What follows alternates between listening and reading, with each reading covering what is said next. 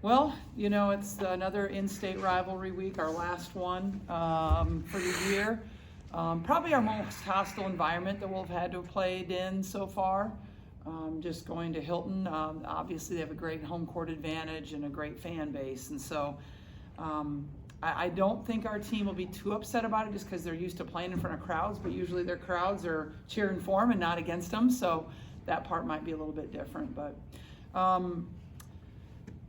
a very different looking Iowa State team than in the past. Very freshman dominant. Obviously, Kelsey Jones, they feel like they've had a Jones there forever, and she's going to, be a great shooter again. Audie Crooks is just a really, really hard person to defend. Excellent shooter on the block, and she's just hard to get around. So they're going to pose a lot of, defensive challenges for us. I'm sure with past teams, you go into this game and you do really have to emphasize the environment as being a factor. And I'm sure you mentioned it this week, but how much does this team feel like that's just kind of business as usual at this point? I think that's a good way to put it, Dargan. It is kind of business as usual. I like that. I think it's very true. I think everywhere we go, it seems like it's sold out environments, whether it's Wisconsin, Rutgers, or whatever. So, that's just part of what we have to deal with. And, it's something now. I think if it wasn't there, it'd almost be disappointing or, like lackluster. You guys scored 58 points here in the loss to Kansas State. You're averaging 97 points per game over the last 5 games. What to you are the biggest things that stand out about the last 5 games offensively that changed compared to that Kansas State game?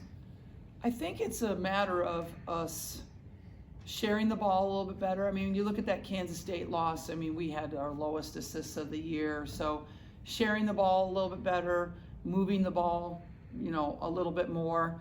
And I think other people have just gotten their confidence and have had more opportunities to shoot the ball and get their confidence.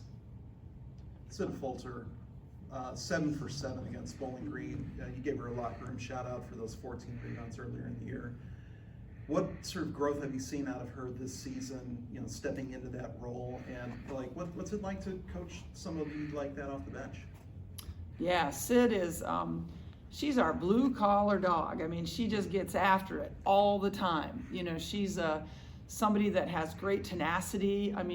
Just brings energy off the bench. She can rebound, she can score, she can defend, she's physical.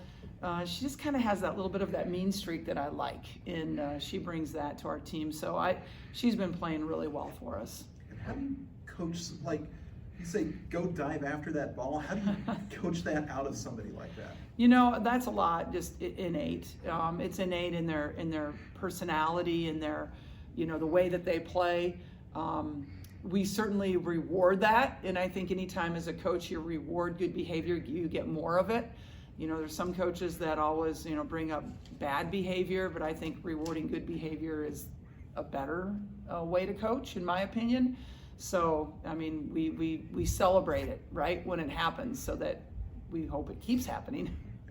I asked the kids this, but the last couple of games, maybe more than that, have been sort of odd games in terms of Iowa State. Last year nobody could find a basket. 2 years ago you got beat in the post on the boards, which was unthinkable.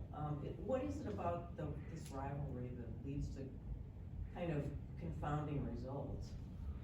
Yeah, I just haven't really looked back to 2 years ago when we lost there, to be quite honest. I just remember we lost there. But, home court has meant a lot in this rivalry. I think, that they'll do a great job of denying Caitlin and sagging off everybody else. That's kind of a scheme that, they use a lot. And so we have to be ready for that. And, the way that our other people have been shooting of late, hopefully that's going to negate that a little bit.